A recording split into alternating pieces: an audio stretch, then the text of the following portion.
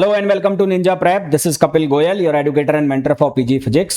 तो UP GDC mains की अगर आप प्रिपरेशन कर रहे हैं फिजिक्स सब्जेक्ट के लिए, तो मेरे चैनल पर आपने बहुत सारे वीडियोस देखे होंगे जिसमें सब्जेक्टिव प्रिपरेशन हम लोग कर रहे हैं। उसी में आज ये लेक्चर नंबर 17 है और आज हम एटॉमिक फिजिक्स का एक इंपॉर्टेंट कंसेप्ट जो कि फाइनाइट मास जब हम न्यूक्लियस का कंसिडर करते हैं उसमें रेडबर्ग कांस्टेंट के क्वेश्चंस कैसे बनते हैं उनको हम डिस्कस करेंगे। इसके पहले भी कल भी हमने एटॉमिक फिजिक्स का ही डिस्कस किया था, तो अभी कुछ और लेक्चर आएंगे एटॉमिक फिजिक्स के ऊपर ही। तो होपफुली वो सारे लेक्चर्स आप लोगों के लिए काफ़ी यूजफुल होने वाले हैं। और अगर आप लोगों को मेंस के लिए कोर्स ज्वाइन करना है तो मेरा application Ninja prep app by Kapil sir, उसे आप डाउनलोड कर सकते हैं। वहां जाकर आप कोर्स ज्वाइन कर सकते हैं। स्टोर में आप सर्च करना यूपीजीडीसी मेंस और फिर उसके बाद आप कोर्स ज्वाइन कर सकते हैं। कोर्स में आपको हर तरह के क्वेश्चन मिलेंगे, अभी भी लगातार अपडेट हो रहे हैं उसमें। थ्योरी क्वेश्चन, डेरिवेशन क्वेश्चन और इस तरह के जो क्वेश्चंस हैं जिनमें न्यूमेरिकल प्रॉब्लम्स होते हैं वो सारे आपको देखने को मिलेंगे। साथ ही साथ टेस्ट सीरीज भी उसमें इंक्लूड रहेगी और टेस्ट सीरीज उसमें अगले 2 दिन बाद चालू होने वाली है। और जो भी लोग इस वीडियो को देख रहे हैं सभी से रिक्वेस्ट रहेगी, प्लीज वीडियो को लाइक जरूर करें, चैनल को सब्सक्राइब जरूर करें। हाँ जी, तो क्वेश्चन नंबर फर्स्ट जो है उसमें हमें बोला गया है what is isotope shift and explain isotope shift for hydrogen like atoms using Bohr theory. तो हमें आइसोटोप शिफ्ट बताना है। तो आइसोटोप शिफ्ट क्या होगा, सबसे पहले तो आपको यह पता होना चाहिए। तो हमने जब इसके पहले जो वैल्यू निकाली थी, रेडियस की वैल्यू निकाली थी, या फिर हमने एनर्जी की वैल्यू निकाली थी बोर्स थ्योरी से, या फिर हमने वेवलेंथ या वेव नंबर की वैल्यू निकाली थी, तो वहां पर हमने ये कंसीडर किया था कि जो न्यूक्लियस है वो किस में है, रेस्ट में है ना, रेस्ट में है। पर हमेशा ये चीज पॉसिबल होती नहीं है कि न्यूक्लियस किस में होगा, रेस्ट में होगा, या ये होता नहीं है कि न्यूक्लियस किस में होगा, रेस्ट में होगा। न्यूक्लियस का कुछ ना कुछ फाइनाइट मास होता है। हम पहले ये मान के चलते थे, या इसके पहले हमने माना कि न्यूक्लियस जो है उसका मास इनफाइनाइट है। इनफाइनाइट है तो वो किस में होगा, रेस्ट में होगा। पर न्यूक्लियस का मास फाइनाइट है, फाइनाइट है तो वो भी किस में होगा, मोशन में होगा। क्यों? क्योंकि उसके पास ओवरऑल पॉजिटिव चार्ज है और जो इलेक्ट्रॉन है उनके पास नेगेटिव चार्ज है, तो इलेक्ट्रोस्टैटिक फोर्स लग रहा है, उसकी वजह से दोनों के बीच में म्यूचुअल इलेक्ट्रोस्टैटिक फोर्स की वजह से दोनों जो है वो मोशन में होंगे। तो अगर फाइनाइट मास कंसीडर किया जाएगा तो फिर इस प्रॉब्लम को कैसे सॉल्व किया जाएगा, सबसे पहले वो देखेंगे। और फिर यही से हमारे पास क्या निकल के आएगा, आइसोटोप शिफ्ट क्या होता है वो। ठीक, तो आइसोटोप शिफ्ट को क्वेश्चन नंबर फर्स्ट को हम सॉल्व करें तो while deriving the radius of orbit energy of electron for hydrogen like atom by applying Bohr's theory, तो while deriving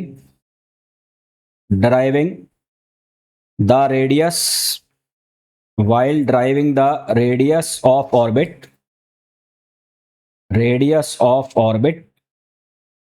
energy of electron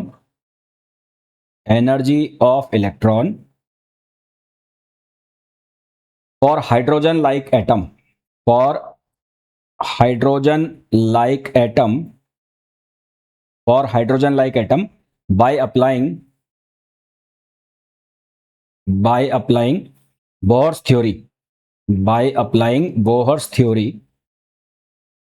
by applying Bohr's theory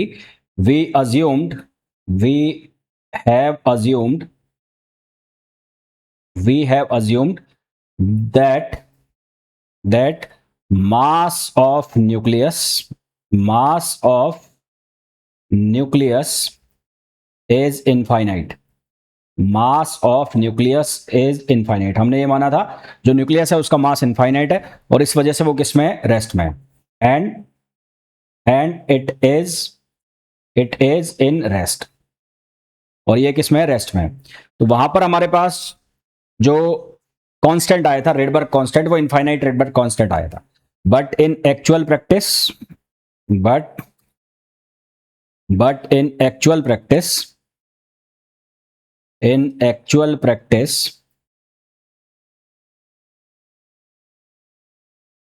mass of the nucleus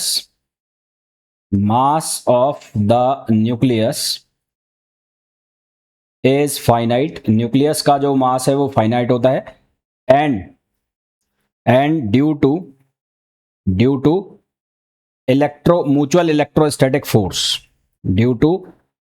mutual electrostatic force force between nucleus and electrons, nucleus and electrons, both electrons and nucleus are in motion, both nucleus and electrons are in motion। ये दोनों किस में होते हैं? Motion में होते हैं। तो अब जब इलेक्ट्रॉन, जो न्यूक्लियस का मास हमने फाइनाइट कंसिडर किया है ना, हमने जब न्यूक्लियस का जो मास है वो क्या कंसिडर कर लिया? फाइनाइट। और यहां पर क्या था? इनफाइनाइट। तो फाइनाइट मास कंसिडर कर लिया। तो अब इस प्रॉब्लम को सॉल्व करने के लिए हम रिड्यूस मास का कंसेप्ट यूज करते हैं। ठीक है, तो to solve such type of problem we use the concept of reduced mass. तो अब हम किसका कंसेप्ट यूज करेंगे? रिड्यूस मास का कंसेप्ट यूज करेंगे। ठीक है, किसका? रिड्यूस मास का। और रिड्यूस मास को हम कैसे लिखते हैं? रिड्यूस मास को हम लिखेंगे mu equals to small m capital M और स्मॉल m कैपिटल M। यहां पर जो स्मॉल m है उसको हम बोलेंगे मास ऑफ इलेक्ट्रॉन, जहां स्मॉल m है इसको हम लिखेंगे मास ऑफ इलेक्ट्रॉन। ये जो स्मॉल m है इसको हम लिखेंगे मास ऑफ इलेक्ट्रॉन, और जो ये कैपिटल M है इसको हम लिखेंगे मास ऑफ द न्यूक्लियस। इसको हम क्या लिखेंगे? इसको हम लिखेंगे मास ऑफ न्यूक्लियस। ठीक है, तो अब इस प्रॉब्लम को कैसे सॉल्व करना है? अब ये न्यूक्लियस हो गया, और इस न्यूक्लियस का जो मास था वो कितना था? प्लस जेड ई। बोहर्स थ्योरी से सॉल्व करेंगे अभी भी इसको। तो इसका जो मास था वो चार्ज था वो प्लस जेड ई, और इसके चारों तरफ कौन चक्कर लगा रहे हैं? इलेक्ट्रॉन। तो इसके चारों तरफ चक्कर लगा रहे हैं इलेक्ट्रॉन्स, तो यहां पर हो गए इलेक्ट्रॉन्स। ये इसके चारों तरफ चक्कर लगा रहे हैं, तो इन दोनों के बीच में क्या लगेगा? एक इलेक्ट्रिक फोर्स लगेगा, दैट इज इक्वल्स टू के Q1 Q2 upon are square. और मान लेते हैं इसकी जो रेडियस है वो r है।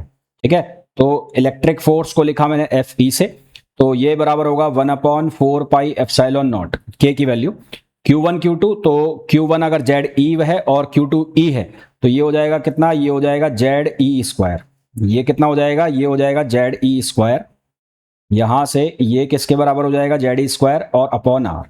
इसको लिख दिया मैंने इक्वेशन फर्स्ट। फिर हमने ये भी बात की थी कि जो ये इलेक्ट्रिक फोर्स है ये किसको बराबर करेगा? ये बराबर करेगा किसको? सेंट्रिपिटल फोर्स को। क्योंकि हमें पता है कि कोई भी चीज सर्किल में मोशन करती है तो उसके लिए रेस्पॉन्सिबल होता है कौन? Centripetal force.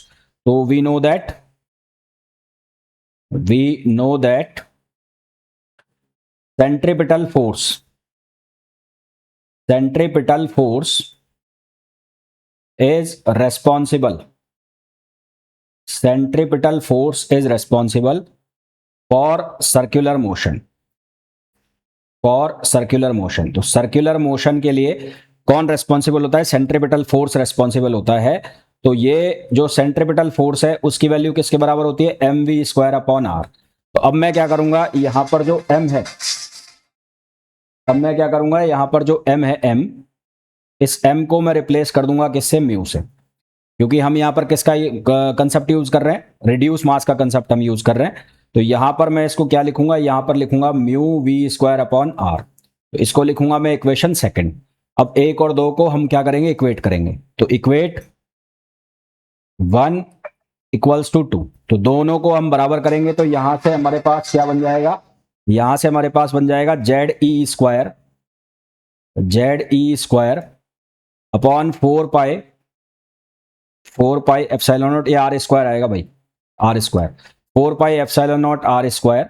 और यहां पर क्या आएगा? Mu v square upon r. तो ये हमारे पास किसकी वैल्यू आएगी? ये हमारे पास यहां से दोनों को हमने बराबर किया तब ये हमारे पास वैल्यू बनी। तो यहां से क्या कट रहा है? एक आर से एक आर कट गया। तो यहां से हम वैल्यू निकाल लेंगे किसकी? आर एन की, यानी कि nth ऑर्बिट के लिए हम रेडियस निकाल लेंगे। तो वो क्या बनेगी? आर एन की जो वैल्यू बनेगी हमारे पास, क्रॉस मल्टीप्लाई करेंगे यहां से, तो आर एन जो हमारे पास बनेगा अभी यहां से जो बन रहा है आर एन, वो कितना बन रहा है? वो बन रहा है जेड ई square upon mu v square. अभी वी की वैल्यू और निकाल लेते हैं, इसको इक्वेशन नाम दे देते हैं कोई। तो इसको हम बोल देते हैं इक्वेशन नंबर 3, है ना। अब हम यहाँ पर लगाएंगे बोहर्स, जो बोहर की थ्योरी है, कौन सी थ्योरी, वो जिसके अकॉर्डिंग एंगुलर मोमेंटम जो है किसके बराबर होता है, एच कट का इंटीग्रल मल्टीपल होता है। जिसके अकॉर्डिंग एंगुलर मोमेंटम जो है वो इंटीग्रल मल्टीपल होता है किसका, एच कट का। तो बोहर्स पोस्टुलेट ऑफ क्वांटाइजेशन, तो by using Bohr's postulate of quantization, by using Bohr's postulate of quantization of angular momentum। तो ये जो एंगुलर मोमेंटम है इसका क्वांटाइजेशन से, तो यहां से L equals to m v r किसके बराबर होगा, एन एच कट। अब यहां पर हम m यूज नहीं करेंगे, तो ये वाला जो m है इस m को आप रिप्लेस कर दोगे किससे, म्यू से। तो ये लिखा जाएगा mu v r equals to n h cut, और v की वैल्यू हो जाएगी एन एच कट अपॉन कितना हो जाएगा, mu r. N h cut upon कितना हो जाएगा, म्यू आर, और इसको लिख दूंगा मैं 4। तो अब 3 और 4 का यूज करके हम यहां से किसकी वैल्यू निकाल लेंगे, आर की। तो from equation 3 and 4, from equation 3 and 4, तो 3 और 4 का यूज करेंगे। तो 3 और 4 का यूज करेंगे तो यहां पर 1/4 पाई एप्सिलॉन नॉट लिखा हुआ है, ये किसके बराबर है, जेड ई स्क्वायर, और अपॉन ये क्या है, म्यू आर। और जो v m v square upon r लिखा था उसमें r, एक r से एक r तो कट गया था, तो m की जगह क्या आ जाएगा, म्यू। तो इसको जब हम सिंप्लीफाई करेंगे तो यहां से हमारे पास क्या बचेगा, ये बचेगा n h cut upon mu r और इसका स्क्वायर।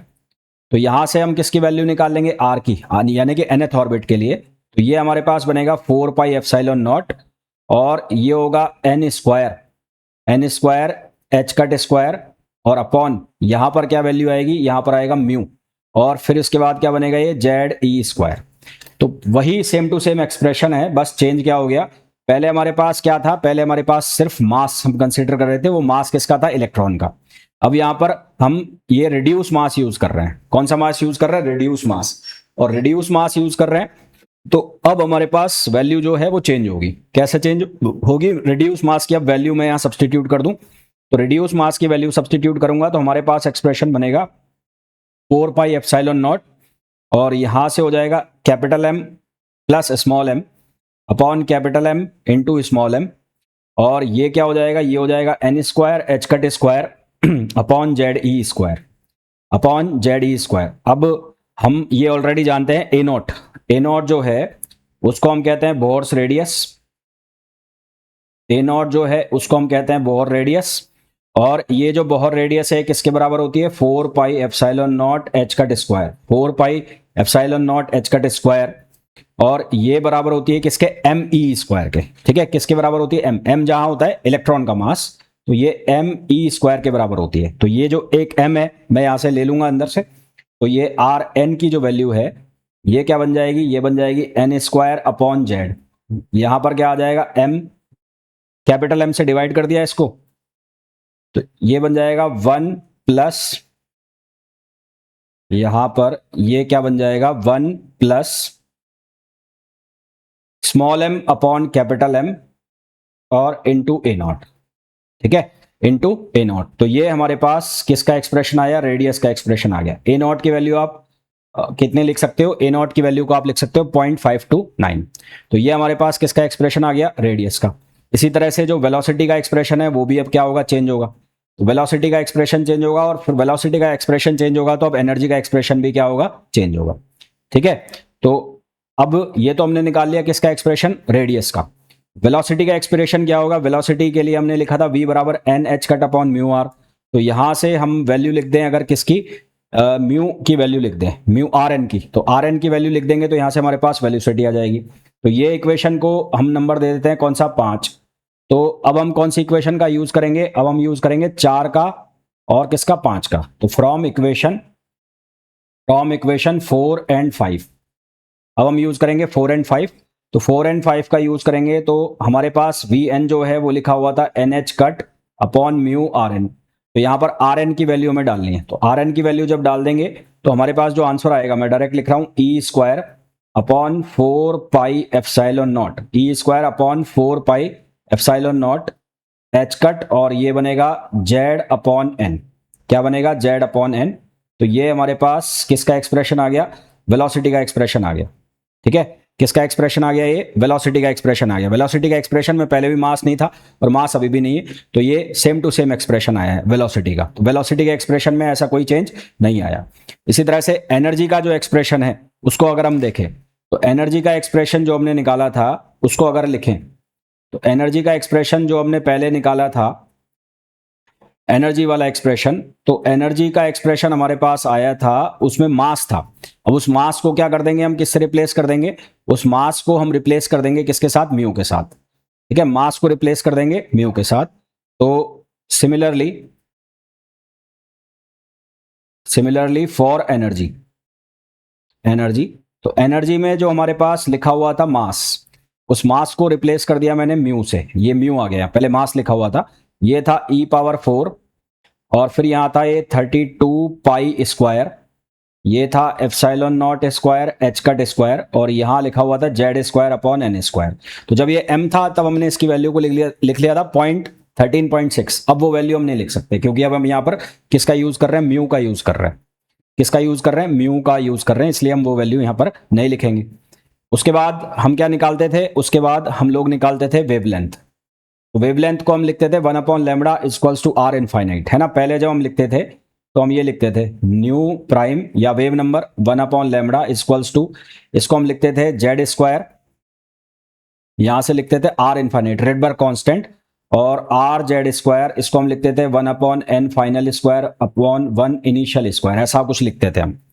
अब यहां पर चेंज होगा, यहां पर भी क्या आ जाएगा? मास आ जाएगा। तो रेडबर्ग कांस्टेंट को जो वैल्यू बनी थी, जो लंबी चौड़ी वैल्यू थी, तो जो वेवलेंथ वाला फॉर्मूला है उसमें क्या चेंज होगा? Similarly similarly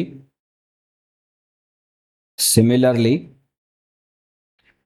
wave number and wavelength, wave number and wavelength, तो वेव नंबर और वेवलेंथ में भी चेंज होगा। तो वेव नंबर को तो हम लिखते थे न्यू से, और वेवलेंथ का फॉर्मूला हम लिखते थे 1/λ से। तो इस फॉर्मूला में ये आता था जेड स्क्वायर, यहां पर आता था म्यू, तो म्यू की जगह हो जाएगा ई, जो एम आता था एम की जगह हो जाएगा म्यू e⁴, यहां आता था 64 एज इट इज आएगा, यहां आता था pi cube as it is आएगा, फिर आता था यहां पर epsilon naught square as it is, c h cut cube ये एज इट इज। तो ये सारी चीजें एज इट इज है। यहां पर आएगा 1/n एफ स्क्वायर और 1/n आई स्क्वायर। एन एफ और एन आई जो है वो क्वांटम नंबर्स हैं। अब म्यू की वैल्यू हम सब्सटीट्यूट कर देंगे, तो म्यू की वैल्यू सब्सटीट्यूट करने के बाद ये बनेगा हमारे पास capital M upon small M into M. अब यहां पर जो एक और एम होगा वो इसके साथ सेट करूंगा मैं, क्योंकि उससे मैं रेडबर्ग कांस्टेंट बनाऊंगा। तो इसको मैं लिखूंगा जेड स्क्वायर me⁴, जो इलेक्ट्रॉन का मास है उसको मैंने इसके साथ ले लिया। यहां पर आ गया 64, इसको लिखा मैंने पाई क्यूब, ये हो गया एप्सिलॉन नॉट स्क्वायर, ये हो गया सी एच कट क्यूब, क्या हो गया? सी एच कट क्यूब, और यहां हो गया 1/n F square minus 1/n आई स्क्वायर, 1/n आई स्क्वायर।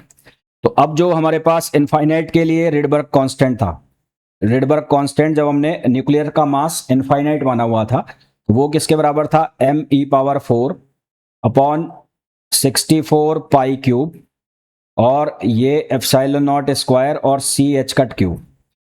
तो यहां से हमारे पास जो 1/λ है ये क्या बन जाएगा? ये बन जाएगा आर इनफाइनाइट, और इसको सब्सटीट्यूट m से डिवाइड कर देंगे ऊपर नीचे, तो ये बन जाएगा 1 plus small M upon capital M, ये हो जाएगा जेड स्क्वायर, यहां हो जाएगा 1/n एफ स्क्वायर माइनस यहां हो जाएगा 1/n आई स्क्वायर, है ना। तो ये हमारे पास ये वाली जो वैल्यू है, ये वाली value are infinite upon 1 plus small M upon capital M, इस वैल्यू को हम लिखेंगे आर एम। और आर एम जो है वो भी रेडबर्ग कांस्टेंट होगा, पर वो किसके लिए होगा? फाइनाइट मास के लिए होगा। जब न्यूक्लियर का मास क्या है? फाइनाइट। तो यहां पर 1/λ इसको लिख दिया हमने आर एम, ये हो जाएगा जेड स्क्वायर, ये हो जाएगा 1/n F square minus 1/n आई स्क्वायर। तो ये हमारे पास बन गया वेवलेंथ का फॉर्मूला या वेव नंबर का फॉर्मूला, वेयर आर एम जो है वो किसके बराबर है? R infinite 1 plus capital small M upon capital M.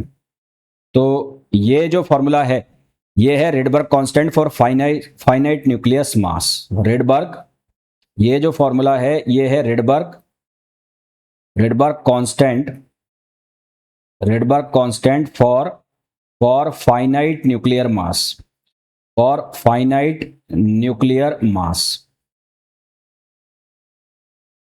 Rydberg constant for finite nuclear mass. यदि यहां पर if यहीं लिख देता हूं if जो कैपिटल एम है वो इनफाइनाइट की तरफ जाएगा तो उस केस में आर एम और आर इनफाइनाइट दोनों आपस में क्या हो जाएंगे, इक्वल हो जाएंगे.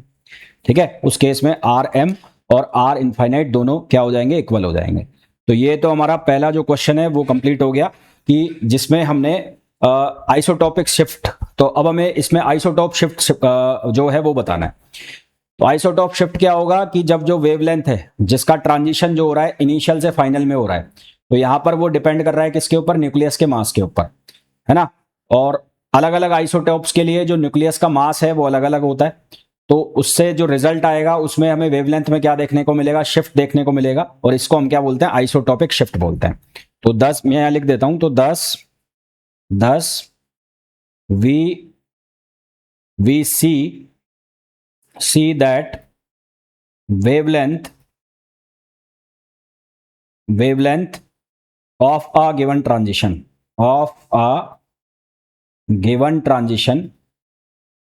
wavelength of a given transition depends on the mass of nucleus,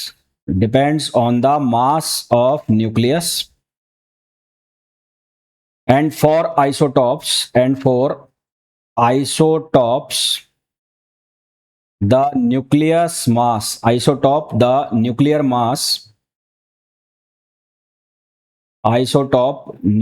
mass differs, which results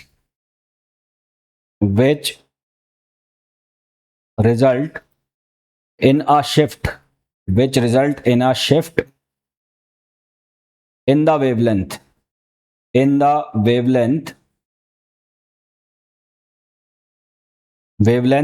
corresponding to given transition.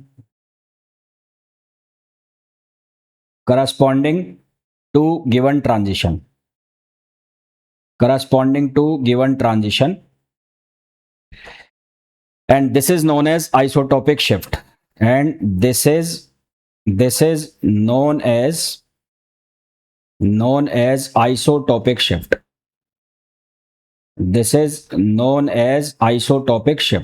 और इसको हम क्या नाम देते हैं, आइसोटॉपिक शिफ्ट नाम देते हैं. ठीक है, तो ये अब कंप्लीट हो गया हमारा पहला क्वेश्चन. तो नेक्स्ट क्वेश्चन है, explain the wavelength shift for a given transition of hydrogen and deuterium applying bourse theory. अब हमें हाइड्रोजन और जो ड्यूट्रियम है उसका वेवलेंथ का जो शिफ्ट है वो हमें निकालना है. तो सबसे पहले हम किसके लिए निकाल लेंगे, ड्यूट्रियम के लिए, और फिर हम किसके लिए निकाल लेंगे, हाइड्रोजन के लिए. ठीक है, तो हाइड्रोजन और ड्यूट्रियम के लिए जो वेवलेंथ है उसको हम लिख लेते हैं लैम्डा एच और लैम्डा डी से. तो क्वेश्चन नंबर सेकंड अब हम सॉल्व कर रहे हैं. तो लेट कंसीडर wavelength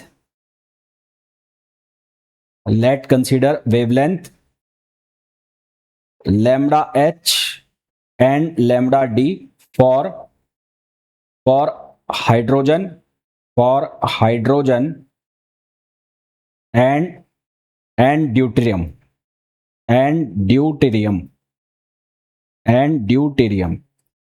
तो इनके लिए जो वेवलेंथ है वो लैम्डा एच और लैम्डा डी है.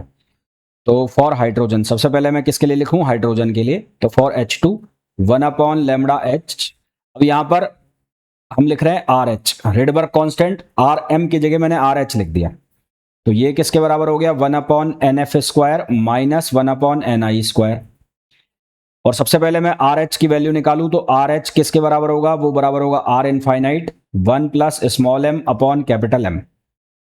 ठीक, 1 plus small M upon capital M. और ये जो मास होगा ये हाइड्रोजन का मास होगा. फिर इसको मैंने लिख दिया इक्वेशन फर्स्ट. अब मैं किसके लिए लिखूंगा, ड्यूट्रियम. तो फॉर ड्यूटेरियम, तो ड्यूटेरियम के लिए 1 लैम्डा डी, यहां पर हो जाएगा आर डी लिख दिया इसको, और ये बराबर हो जाएगा 1/nf स्क्वायर और 1/ni स्क्वायर. और इसको लिखा मैंने सेकंड, और यहां से जो आर डी है आर डी। तो आर डी जो है वो बराबर हो जाएगा are infinite upon 1 plus small M upon m of d, यानी कि ड्यूटेरियम का मास। तो कुल मिलाकर जब हम ये रेशो निकालेंगे तो यहां से ये जो एन वाले पोर्शन है, एन एफ स्क्वायर एन आई स्क्वायर वाले, ये कट जाएंगे और जो रेशो बनेगा वो किस में बनेगा, तो वो देखो। तो अब हम जो 2 नंबर है या 1 नंबर है उसको डिवाइड करेंगे किसके साथ, 2 नंबर के साथ। तो हमारे पास बनेगा lambda D upon lambda H, और lambda D upon lambda H करेंगे तो ये हमारे पास बनेगा R H upon R D. अब ये वैल्यू रखेंगे यहां पर हम, तो आर एच की value are infinite 1 plus M M upon M H, और यहां से ये होगा 1 plus small M upon M D, और ये होगा आर इनफाइनाइट। तो यहां से क्या कटेगा, ये कट जाएगा ये। तो यहां ये जो है ये रेशो बन जाएगा 1 plus small M upon M D, और ये बन जाएगा 1 plus small M upon M h. तो अब हमें मास चाहिए, तो मास हाइड्रोजन का, तो एम एच ये हो गया एम, और एम डी ये हो जाएगा इसका 2 गुना, तो ट्वाइस ऑफ एम। तो अब हमें ये वैल्यू सब्सटीट्यूट करनी है यहां पर, ठीक है, ये वैल्यू सब्सटीट्यूट करनी है। तो पहले तो हमें वेवलेंथ शिफ्ट निकालना है। तो वेवलेंथ शिफ्ट निकालने के लिए यहां से यहां पर अगर मैं वैल्यू रख दूं, पहले वैल्यू रख देता हूं चलो, तो lambda D upon lambda h equals to ये बनेगा 1 प्लस स्मॉल एम, और ये बन जाएगा 2m, और यहां से बन जाएगा 1 प्लस एम और कैपिटल एम, ये बन जाएगा। अब मैं दोनों साइड से क्या कर दूंगा, 1 माइनस कर दूंगा, यानी कि ये जो इक्वेशन है इसको ऐसा लिख रहा हूं मैं, lambda D upon lambda h minus 1, और यहां पर लिख रहा हूं 1 plus small M upon capital 2m, और यहाँ 1 plus small M upon capital M और माइनस 1, दोनों साइड से मैंने माइनस 1 क्या कर दिया, हटा, यहाँ माइनस 1 लगा दिया दोनों साइड। तो यहाँ तो क्या बन जाएगा, ये बन जाएगा lambda d minus lambda h upon ये क्या बन जाएगा लैम्डा एच, और जो आर एच एस है उसमें बनेगा 1 plus small M upon 2m minus 1 minus small M upon capital M, और यहां क्या रह जाएगा 1 plus small M upon capital M, ये हमारे पास रह जाएगा। तो अब इसको सिंप्लीफाई करेंगे तो ये lambda d minus lambda h upon lambda h equals to 1 से ये 1 कैंसिल हो गया। अब यहां पर जब हम माइनस करेंगे तो हमारे पास क्या बचेगा, ये बचेगा small M upon 2m minus small M upon capital M upon 1 plus small M upon capital M.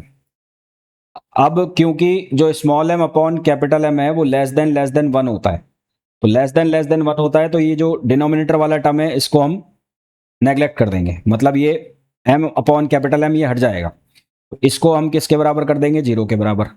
तो यहां से हमारे पास क्या बचेगा, यहां से बचेगा lambda d minus lambda h upon lambda h equals to ये हो गया m अपॉन 2m माइनस ये हो गया m अपॉन कैपिटल M, ठीक है। तो इसको जब हम सिंप्लीफाई करेंगे तो मैग्नीट्यूड में ले रहा हूं मैं सिर्फ, तो इसको हम सिंप्लीफाई करेंगे तो हमारे पास आएगा small m upon 2m, small m upon 2m, ये हमारे पास वैल्यू आ जाएगी। तो वेवलेंथ शिफ्ट जो होगा तो डेल्टा लैम्डा, तो ये जो lambda d minus lambda H है ये बराबर हो जाएगा डेल्टा लैम्डा के, इसलिए यहां से डेल्टा लैम्डा जो है वो किसके बराबर हो गया, स्मॉल m अपॉन 2m और into lambda h, small m upon 2m into क्या आ जाएगा, लैम्डा एच आ जाएगा। तो proton to electron mass ratio, capital M to small m जो मास रेशो है वो होता है 1836। तो we know that capital M upon small m यानी कि प्रोटॉन टू इलेक्ट्रॉन रेशो, ये होता है 1836। तो यहां से डेल्टा लैम्डा की जो वैल्यू है वो हो जाएगी लैम्डा एच अपॉन कितना 3672, इसका 2 टाइम्स हो जाएगा। तो ये हमारे पास जो हमें रिक्वायर्ड आंसर है वो मिल गया। हमें पूछा क्या था, हमें पूछा था कि explain wavelength shift for a given transition of hydrogen and deuterium applying Bohr theory. तो ये हाइड्रोजन और ड्यूटेरियम का वेवलेंथ शिफ्ट किससे आ गया, बोहर थ्योरी को अप्लाई करने के बाद हमारे पास जो रिक्वायर्ड आंसर है उसकी वैल्यू आ गई। उसके बाद चलते हैं नेक्स्ट क्वेश्चन के ऊपर। अब जो नेक्स्ट क्वेश्चन हमें दिया हुआ है उसमें हमें बोला है if small m and capital M are the mass of electron of an electron and proton, RH and RHE helium के लिए दिया हुआ है, He प्लस, तो हमें small m upon capital M का रेशो निकालना है। मतलब जो अभी हमने किया एग्जैक्टली वही काम हमें दोबारा करना है। तो सब अब हम डायरेक्ट किससे स्टार्ट करेंगे? रेडबर्ग कांस्टेंट से स्टार्ट करेंगे। तो Rydberg constant for finite mass, तो वी नो दैट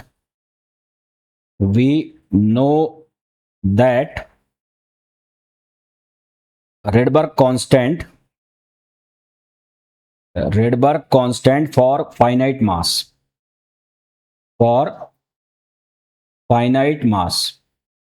तो फाइनाइट मास के लिए जो रेडबर्ग कांस्टेंट होता है उसको हम किससे लिखते हैं? आर एम से, और वो वैल्यू होती है आर इनफाइनाइट अपॉन यहां पर 1 plus small m upon capital M, ये वैल्यू हमारे पास होती है। अब जब इलेक्ट्रॉन का मास है, दो यहां पर लिए हुए हैं, एक लिया हुआ है इलेक्ट्रॉन और एक लिया हुआ है प्रोटॉन। तो जब हम मास लेंगे इलेक्ट्रॉन का, तो इलेक्ट्रॉन जहां स्मॉल m जो है वो किसका मास है? इलेक्ट्रॉन का। और आर इनफाइनाइट जो है वो आर एम के बराबर हो जाएगा। कब? जब कैपिटल M किसको अप्रोच कर रहा होगा? इनफाइनाइट को अप्रोच कर रहा होगा। यानी कि जो कैपिटल M है उसकी वैल्यू जब बहुत ज्यादा होगी तो ये दोनों रेडबर्ग कांस्टेंट क्या हो जाएंगे? बराबर हो जाएंगे। तो अब हमें हाइड्रोजन के लिए एक बार लेना है और एक बार किसके लिए लेना है? हीलियम के लिए। तो पहले एक बार लिखेंगे किसके लिए? हाइड्रोजन के लिए। तो फॉर हाइड्रोजन, तो फॉर H2, तो H2 के लिए लिखोगे तो क्या लिखा जाएगा? RH, और ये लिखा जाएगा are infinite upon 1 plus small m upon capital M। और एक बार आप लिखेंगे किसके लिए? हीलियम के लिए। तो फॉर हीलियम, तो हीलियम के लिए RHE, और ये हो जाएगा हमारे पास R infinite upon 1 plus small m, और यहां पर ये मास किसका हो जाएगा? हीलियम का। अब हीलियम का जो मास है वो 4 टाइम्स होता है हाइड्रोजन के मास के। तो मास ऑफ हीलियम जो है वो 4 टाइम्स हो जाएगा हाइड्रोजन का मास। तो यहां से हमारे पास जो RHE है, RHE वो क्या बन जाएगा? वो बन जाएगा are infinite 1 plus small m upon 4m। Hydrogen के मास का 4 टाइम्स कर दिया हमने। अब क्या करेंगे? अब हम इनको डिवाइड कर देंगे आपस में। तो डिवाइड करेंगे तो यहां पर RH और अपॉन RHE, तो आर इनफाइनाइट से आर इनफाइनाइट तो कटेगा, तो हमारे पास क्या बचेगा? 1 plus small m upon capital 4m, और यहां 1 plus small m upon m। तो एलसीएम लेके अगर इसको सॉल्व करेंगे तो यहां पर बनेगा m प्लस 4m, और यहां पर क्या आ जाएगा? 4, और यहां पर क्या आ जाएगा? m plus capital M, m plus capital M। अब क्रॉस मल्टीप्लाई करेंगे तो ये बनेगा 4, क्रॉस मल्टीप्लाई करोगे तो ये बनेगा कितना? 4 m RH, यहां से मल्टीप्लाई कर रहा हूं, प्लस 4 कैपिटल M RH, और इधर मल्टीप्लाई करें तो ये बनेगा RHE इंटू M, प्लस ये बनेगा RHE 4 RHE into capital M। ये हमारे पास बन जाएगा। अब M वाले एक साइड करो, स्मॉल m वाले, तो स्मॉल m वाले एक साइड करेंगे तो यहां आएगा हमारे पास 4RH minus RHE equals to, ये हमारे पास बनेगा 4m, और ये आ जाएगा कितना? RHE minus RHE minus RH। तो अब हमें रेशो निकालना है, तो small m upon capital M, ये बराबर हो जाएगा 4, यहां से RHE माइनस RH अपॉन ये किसके बराबर हो गया? ये बराबर हो गया 4RH minus RHE, 4RH minus RHE। 4 से डिवाइड कर देंगे, तो 4 से डिवाइड करेंगे तो ये बनेगा RHE माइनस RH अपॉन ये कितना हो जाएगा? ये हो जाएगा RH माइनस ये हो जाएगा RHE अपॉन 4, RHE अपॉन 4। और हमें जो प्रूव करना था वो यही प्रूव करना था, और ये प्रूव हो गया। ठीक है, तो ये जो है फाइनाइट मास वाले क्वेश्चन है, और इनको आप स्पेशली ध्यान रखिए ना, स्पेशली जो हमने डेरिवेशन निकाला था वेवलेंथ वाला, RH वाला, तो वो आप स्पेशली ध्यान रख लेना। ठीक है, तो होपफुली ये बहुत अच्छे से समझ में आ गया होगा सारा। मिलते हैं नेक्स्ट वीडियो में। Till then, thank you, bye bye.